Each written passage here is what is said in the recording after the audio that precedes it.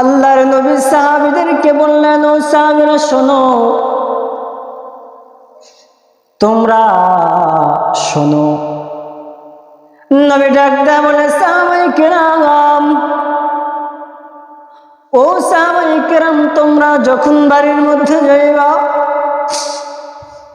তোমরা মা বাবাকে সালাম দিবা। সাহাবায়ে কেরাম, কিছু সাহাবায়ে কেরাম গুলো উঠে চলে যায়, নবী তাদের পিছে পিছে যায়। যায় দেখেন সাহাবায়ে কেরামরা কান্দে।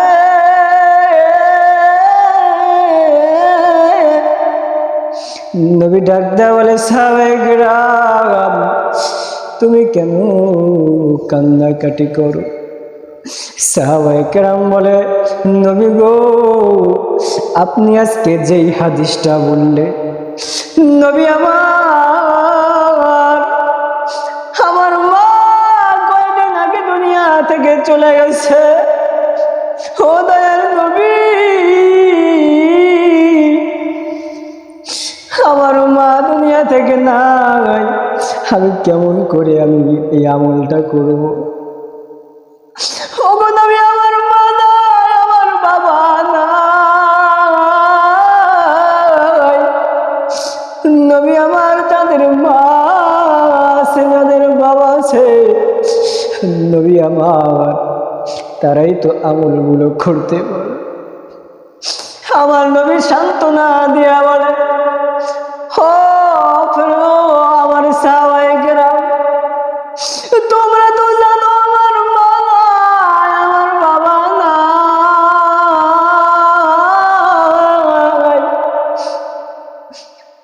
6 মাস আমার মা আমিনার ঘরে আমি গর্ভে ধারণ আমাকে করেছিল।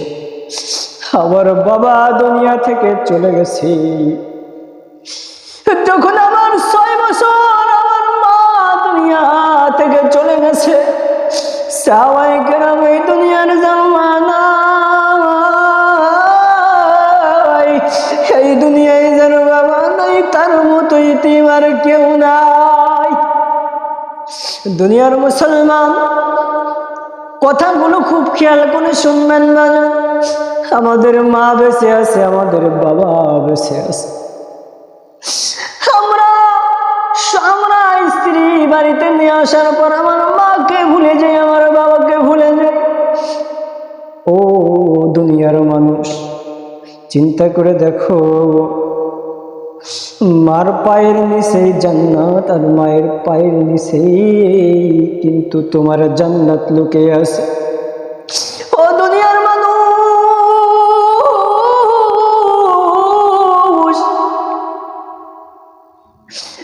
যদি কেউ বুলেট দিয়া গুলি করে, গুলিটা মিস হয়ে যাবে। কেউ যদি আবার কি করে, কেউ যদি বোম ফালায়, হয়তো বোমটা মিস হবে। কিন্তু দুনিয়ার মুসলমান, তাকায় দেখো, মার বদও কবুল হয়, মার দোয়াটাও কিন্তু কবুল হয়। এই জন্য দুনিয়ার মুসলমান, মাকে ভুলো না, মাকে ভালোবাসো, মাকে কষ্ট